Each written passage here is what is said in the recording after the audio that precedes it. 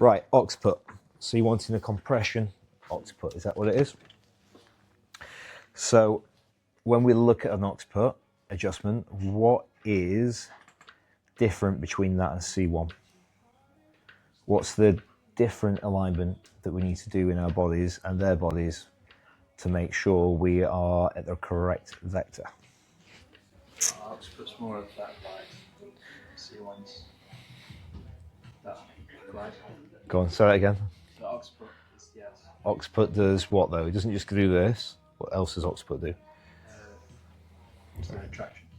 Right, show me the direction of the joints for the occiput. Like, which way do we go? So if I'm on the right side for C1, 2, 3, where do I go? Where do I go to? Yeah, where do I go? Where do I aim? To the opposite axilla.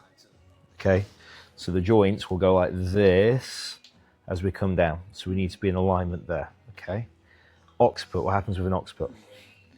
We go in like that because the occiput sits on two condyles like that. So when you're actually doing that neck movement that you were doing then, which is this, it's not doing this, it's actually doing that. Over exaggerating. Condyles will move in a motion that's a scoop like this. Okay, so it's not tilting, it's scooping up and away. So think about when we do SBJ, we're going central, aren't we?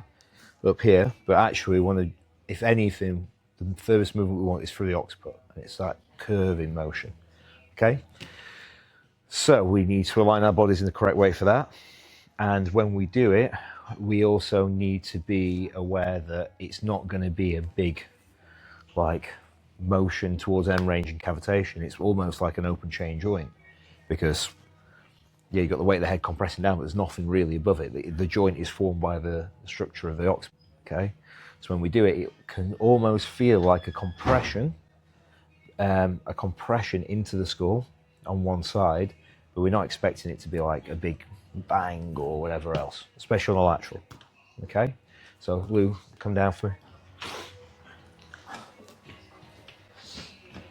So like we said, with the articular pillars for cervical spine, they're going to sit and they're going to drop as we go. Okay, occiput is the condyles are going to be going towards the opposite ear almost. Okay, we also want to be higher with the hands. Okay, so if our hands are down here and we're making contact at say like even down to C01 and we're doing the adjustment, if our hands are too low, it's in the wrong place. We need to be above almost to create that scooping motion. Okay, so we're going to take a contact like this, leaves plenty of space for the ear. We're going to raise it up so I'm not short ask all the time. And whereas we'd usually do a fencer stance for this, for some people, it's probably going to be easier in a ski stance. Okay, so I'm going to rotate the head, okay, to where we are. I'm going to make contact, but look how I'm coming right round now, okay? Now, in a ski stance from this position, I want to make sure that my arm is in the right position. So if I'm too far superior, my arm should track if I'm going in one vector, and it's going to be aiming in the incorrect vector. If I'm too low, then I'm going to be, again, having to bring my body and arm round, and I'm going to go in the wrong direction. So I want to be just into the position where my arm's by my side, and it's going to be nice and tucked. We've not got any real flexion in the head, and we should just create a little bit of lateral flexion and a little bit of scoop into the occiput. Okay, I need to get myself down, and as we're here, I'm going to tuck my elbows in so I'm nice and compact, and the impulse is going to be there. Okay,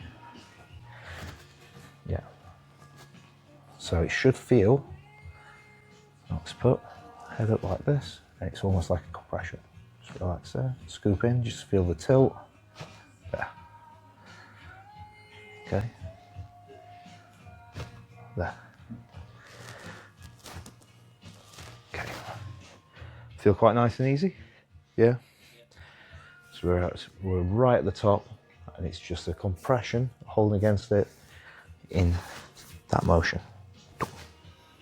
Okay, cool, let's have a look.